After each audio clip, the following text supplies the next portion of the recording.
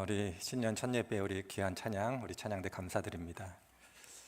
그리고 우리 김정희 선생님과 남편 되시는 요셉 최 우리 선생님 우리 뒤에 계신데 다시 한번 크게 박수로 네, 고맙습니다. 네, 제가 너무 감동받았습니다. 네, 감사합니다. 네. 이렇게 2026년 첫 번째 주일을 맞이하여 함께 예배드릴 수 있음에 하나님께 감사드리고 귀한 성도님들 올 한 해에도 행복하고 건강하고 그리고 하나님께서 주신 은혜를 많이 경험하실 수 있는 귀한 한 해가 되시기를 기도하도록 하겠습니다.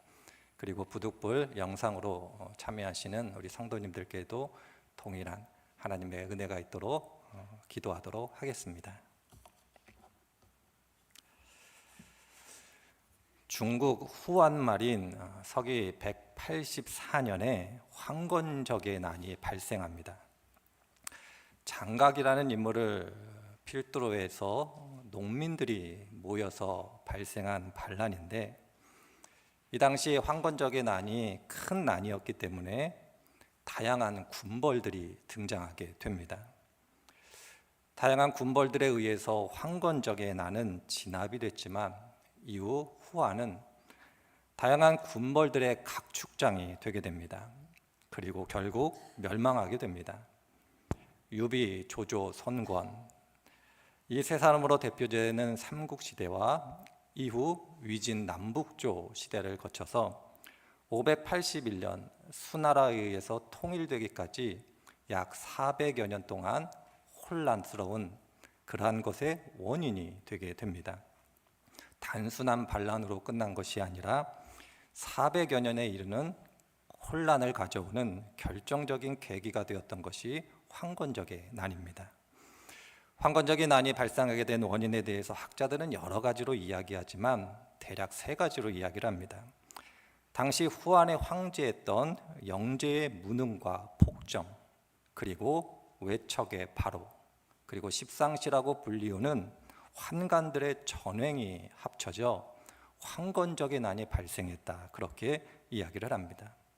백성들이 도저히 살아갈 수 없어서 어차피 죽는 것이라면 소리라도 한번 질러보자, 그런 자포자기하는 심정으로 시작된 것이 황건적의 난이었다, 그렇게 학자들은 이야기를 합니다. 중국뿐만은 아닐 겁니다. 세계사를 살펴보면 참으로 많은 반란이 있었음을 발견하게 됩니다.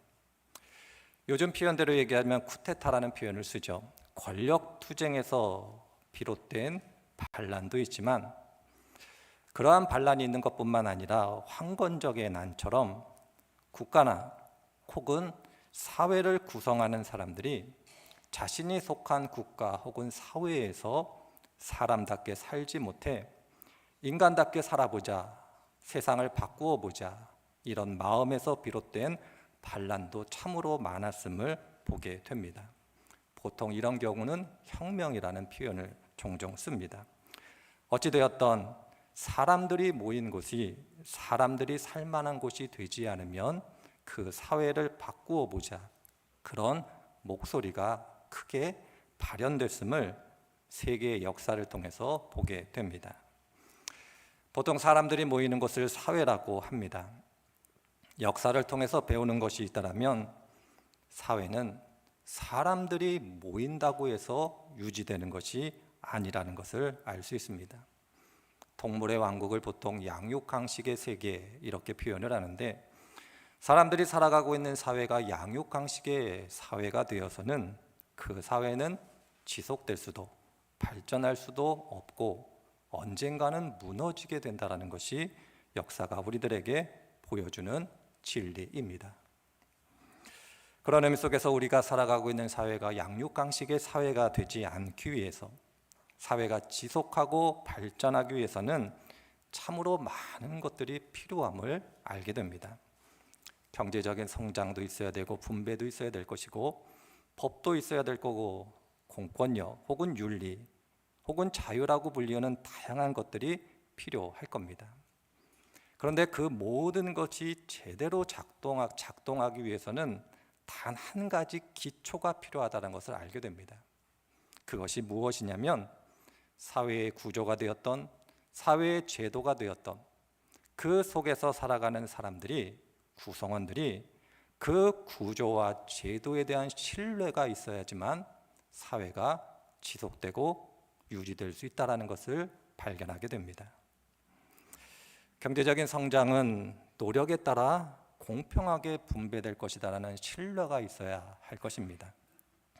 공권력과 법은 사회적 지위와 상관없이 모든 사람에게 공정하게 적용될 것이라는 신뢰가 있어야 할 겁니다. 나의 윤리적인 삶은 누군가에 의해서 악용되지 않을 것이라는 신뢰가 있을 때 곧 사회의 구조와 제도에 대한 구성원들의 무한한 신뢰가 있어야지만 그 사회는 유지되고 지속되고 발전할 수 있습니다. 한마디로 사회적 신뢰가 있어야지만 그 사회가 유지될 것입니다. 그래서 고대 사회로부터 현대 사회에 이르기까지 사회적 신뢰를 유지하기 위해서 사람의 선의에 기초하지 않고 강제력을 동반한 어떤 것에 기초를 두어 사회적 신뢰를 유지해 왔던 것을 발견하게 됩니다. 그것은 바로 계약 혹은 조약이라는 방식을 통해서 사회적 신뢰를 강제력의 기초에 유지해 왔음을 발견하게 됩니다. 특별히 고대 사회를 살펴보면 그들 고대 사회에서 맺었던 계약 중에 가장 강력한 계약은 목숨을 담보로 한 계약이었습니다. 피로 맺는 계약이었고 내가 이 약속을 지키지 않으면 내가 목숨으로 갚겠다라는 그러한 계약들을 체결해 왔음을 보게 됩니다. 보통 혈맹이라고 부를 수 있을 겁니다. 한국 근현대사를 통해서 혈맹이라는 표현을 부정적으로 저희들이 인식하고는 있지만 한국의 근현대사를 생각하지 않는다라면 혈맹이라는 표현은 상당히 의미 있는 표현입니다. 피로 맹세한 것, 피로 약속을 지키겠다라는 것. 그렇기 때문에 어느 순간 어느 환경에서도 반드시 지켜질 것이다라는 의미 속에서 대단히 중요한 표현일 수 있을 겁니다. 그런데 성경을 보니 하나님께서 우리들과 피의 언약을 맺고 있는 것을 발견하게 됩니다. 출애굽기 24장 7절 이하 8절을 보면 이렇게 우리들에게 이야기합니다. 언약서를 가져다가 백성에게 낭독하여 듣게 하니 그들이 이르되 여호와의 모든 말씀을 우리가 준행하리이다. 모세가 그 피를 가지고 백성들에게 뿌리며 이르되 이는 여호와께서 이 모든 말씀에 대하여 너희와 세우는 언약의 피다. 이렇게 표현하고 있습니다. 하나님께서 우리들과 피의 언약을 맺으심으로 반드시 그 약속을 지키시겠다 그렇게 말씀하고 계십니다. 그리고 하나님께서 이스라엘 백성들과 맺으신 그 피의 언약의 구체적인 내용은 출애굽기 24장에 기록되어 있습니다. 출애굽기 23장을 보면 이렇게 기록되어 있습니다. 21절, 22절에 이렇게 기록되어 있습니다. 너희는 삼가 그의 목소리를 청종하고 그를 노엽게 하지 말라. 그가 너희의 허물을 용서하지 아니할 것은 내 이름이 그에게 있습니다. 내가 그 목소리를 잘 청종하고 내 모든 말대로 행하면 내가 내 원수에게 원수가 되고 내 대적에게 대적이 될 것이다. 이렇게 말씀하고 계십니다. 하나님께서 이스라엘 백성들과 맺으신 언약, 피로 맺었기 때문에 반드시 실행되고 그대로 이루어질 언약은 하나님의 말씀에 순종하면 복을 받을 것이고 순종하지 않으면 심판을 받을 거다라는 말씀이었습니다. 이스라엘과 맺은 이 언약의 가장 근원적인 모습은 창세기 15장에 나오는 하나님과 아브라함의 언약입니다. 창세기 15장을 보면 하나님과 아브라함이 언약을 맺고 있습니다. 이때 아브라함이 하나님께 제물을 드리는데 모든 재물을 반으로 쪼개서 드리는 장면을 창세기 15장을 통해서 발견하게 됩니다.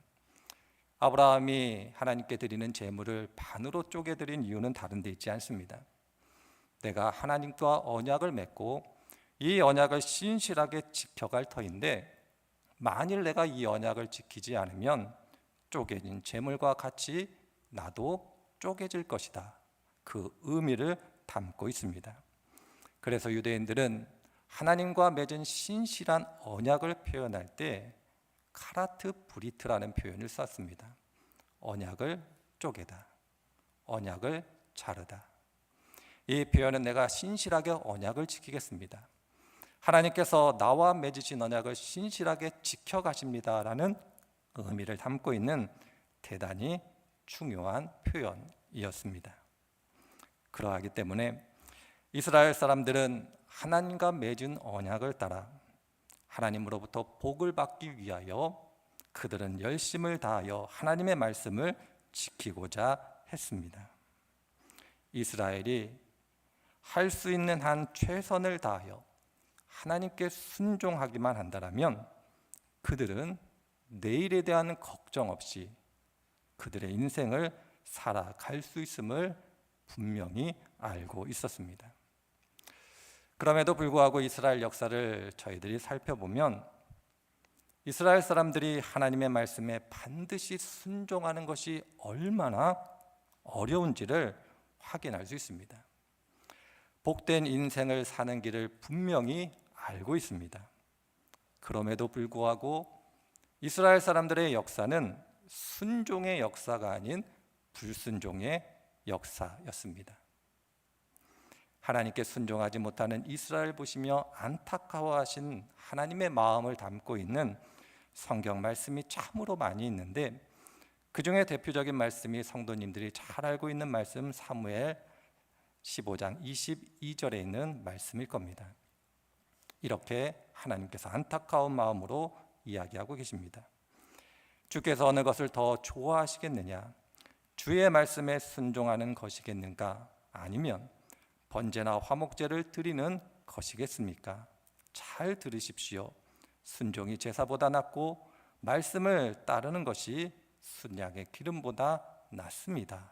이렇게 하나님의 마음을 담아 하나님의 사람 사무엘이 우리들에게 이야기하고 있습니다. 인생을 살아가고 믿음의 길을 걸어가면 저희들이 알고 있는 것 중에 하나가 무엇이냐면, 반드시 방법을 알고 있는데 그 방법을 알지만 그렇게 하지 못하는 나를 발견하는 겁니다. 하나님의 말씀에 의하면, 하나님의 우리와 맺는 피의 언약에 의하면 순종하면 반드시 하나님께서 우리들에게 복된 인생을 허락해 주십니다. 그럼에도 불구하고 우리들은 이 반드시가 되지 않아 이스라엘 백성처럼 종종 하나님의 징계를 경험하기도 합니다. 나빠서 그런 것이 아니라 표현 그대로 우리들이 가지고 있는 한계입니다.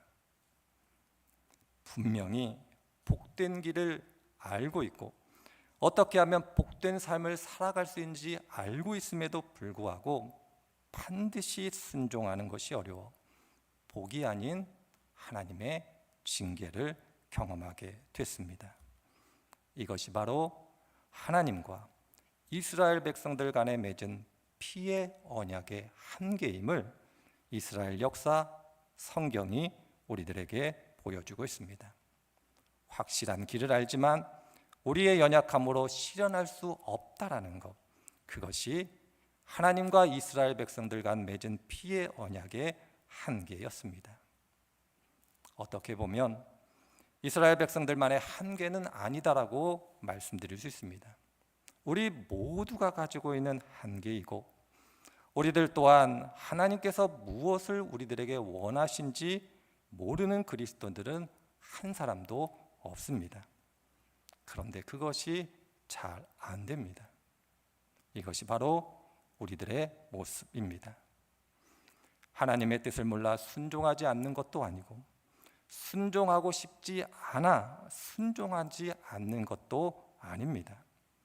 간절한 마음으로 하나님의 말씀을 따라 살아가기를 원하지만 다만 현실에서 그렇게 하지 못할 뿐입니다. 이것이 바로 이스라엘 백성들의 모습이었고 어찌 보면 우리들의 모습일 수 있음을 고백하게 됩니다. 경건한 그리스도인들, 하나님께 온전히 자신의 삶을 드리고자 하는 그리스도인들은 이 한계로 인하여 슬퍼하기도 하고 좌절하기도 합니다. 알고는 있지만 할 수 없기 때문에, 분명히 무엇을 해야 되는지 분명히 알고 있음에도 불구하고 할 수 없기 때문에 슬퍼하고 좌절하는 겁니다. 마치 베데스다 연못가에서 38년 된 병자가 연못에 들어가면 병이 나을 수 있다는 것을 알고 있었음에도 불구하고 그가 그 연못에 들어가지 못해 병이 나을 수 없는 현실과 같은 겁니다. 연못에 들어가면 병이 낫습니다. 그러나 스스로의 힘으로는 그 연못에 들어갈 수가 없습니다. 눈앞에 분명히 길이 있음을 알고 있음에도 불구하고 그 길을 가지 못하는 나, 그래서 슬퍼하고 좌절하게 됩니다. 그때 예수님께서 38년 된 병자를 찾아오셨습니다. 그리고 묻습니다. 내가 낫기를 원하느냐? 이렇게 물었을 때 병자는 내가 낫기를 원합니다 대답했고, 예수님은 연못에 들어가지 않았음에도 불구하고 병자의 병을 고쳐내십니다. 어찌 생각해보면 우리들도 38년 된 병자와 같을 수 있지만 예수님께서 우리들에게 오셔서 말씀하시는 겁니다. 내가 복된 인생을 살고자 하느냐? 더 이상 슬퍼하고 좌절하고 절망하지 않고 내가 원하는 삶을 살고자 하느냐? 그렇게 물으셨을 때에 우리들이 예라고 대답하면 38년 된 병자가 나음을 얻은 것처럼 우리들 또한 예수님의 은혜를 따라 복된 인생, 복된 삶을 살아갈 수 있음을 기억해야 할 것입니다. 그리고 오늘 말씀을 읽어보니 예수님께서 우리들이 이러한 인생을 살아갈 수 있도록 하신 일을 이렇게 표현하고 있습니다. 사람들에게 버림받고 죽임을 당했다. 예수님께서 많은 사람들에게 버림을 받고 죽임을 당함으로 우리들이 38년 된 병자와 같을 수 있었으나 그 질병으로부터 벗어날 수 있어 이제는 새로운 인생을 살아갈 수 있게 되었음을 기억할 때 예수님은 놀랍게도 많은 사람들에게 버림을 받고 죽임을 당한 사건을 마태복음 26장 27절 이하에서 이렇게 설명하고 있습니다. 또 잔을 가지사 감사 기도를 하시고 그들에게 주시며 이르시되 너희가 다 이것을 마시라.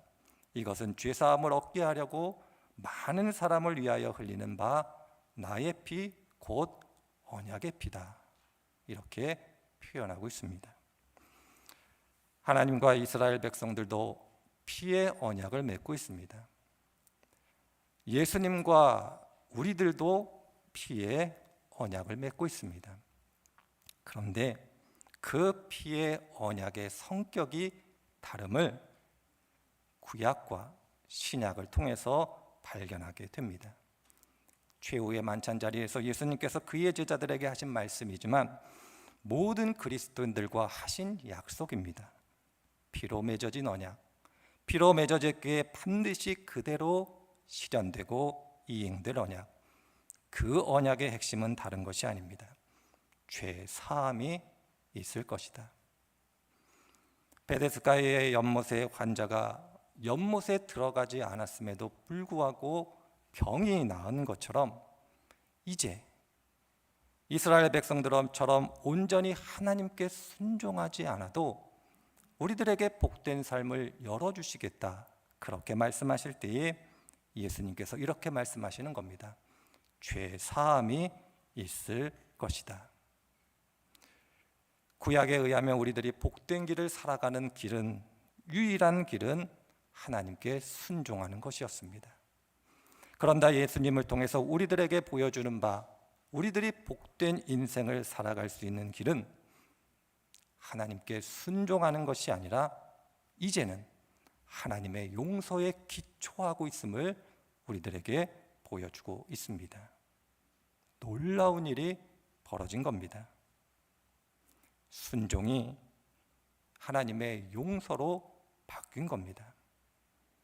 우리의 순종은 반드시가 불가능합니다. 그러나 하나님의 용서는 모든 것이 가능합니다. 이렇게 말씀하시는 거죠. 내가 이제 너희들을 용서하고 용납함으로 복된 일, 복된 인생, 복된 삶을 살아가게 될 것이다. 온전히 순종하지 못한 것으로 인하여 너희들을 징계하지 않고 너희들의 연약함을 내가 이해할 것이다. 그러므로써 너희들이 나의 복된 자리에 참여하게 될 것이다. 그렇게 말씀하고 계십니다. 이것이 바로 하나님과 이스라엘 백성이 맺은 언약, 우리들과 예수님이 맺은 피의 언약의 결정적인 차이임을 기억해야 할 것입니다. 하나님의 자녀로 우리들이 복된 인생을 살아갈 수 있다는 것, 그것은 순종에 기초한 것이 아닙니다. 하나님의 용서, 하나님의 사랑에 기초한 것임을 기억해야 할 것입니다. 성경은 이것을 우리들에게 이렇게 이해합니다. 너희들의 행위에서 난 것이 아니라 하나님의 은혜에서 난 것이라고 그렇게 우리들에게 가르쳐주고 있습니다. 한 분 한 분들께서 하루하루 살아가시며 하나님께서 주시는 복된 인생을 살아갈 수 있다는 것, 그것은 예수님께서 우리들에게 주신 이 언약에 기초하고 있음을 기억해야 할 것입니다.